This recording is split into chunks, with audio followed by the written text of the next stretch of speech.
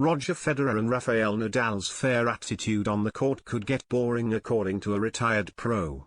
Ankuba said the two had ushered in a sportsman-like era of tennis, but admitted she didn't want every player on tour to follow suit and instead was happy to see some emotion on the match court in the wake of recent outbursts from Alexander Zverev and Nick Kyrgios. On-court behavior has been the talk of the tennis world in recent weeks, catching fire when Zverev was withdrawn from the ATP 500 in Acapulco for smashing an umpire's chair with his racket. Kyrgios then received back-to-back fines for inaudible obscenity and narrowly avoiding a ball boy when throwing his racket in Indian Wells, and his tirade at the umpire at the Miami Open.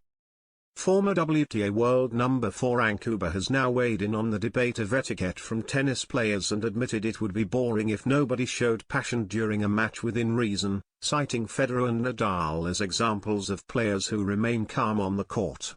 "I was always very emotional on the court, but I never projected that onto the referee, only onto myself," Huber told Eurosport Germany. John McEnroe and Jimmy Connors used to make it quite normal for the referee to be attacked.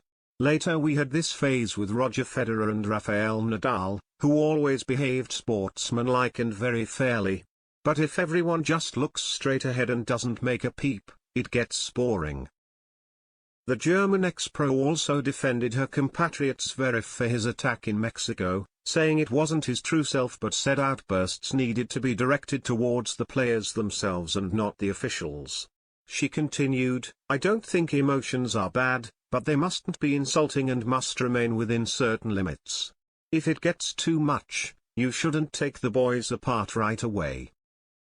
With Alexander Zverev in Acapulco it was extreme, yes. Nobody liked seeing that. In my eyes, however, this is not his true face. He had played until 5 in the morning the day before. Sometimes you have to look at the circumstances because he was certainly physically drained. But that's no excuse. The 12-time title winner also had her own theory for why the younger players were the ones involved in the recent controversies. "From my point of view, the whole thing is also due to our free way of bringing up children," she explained. "That is reflected on the pitch. The respect has become less, but that's a general problem. The question is how the associations will continue to handle this.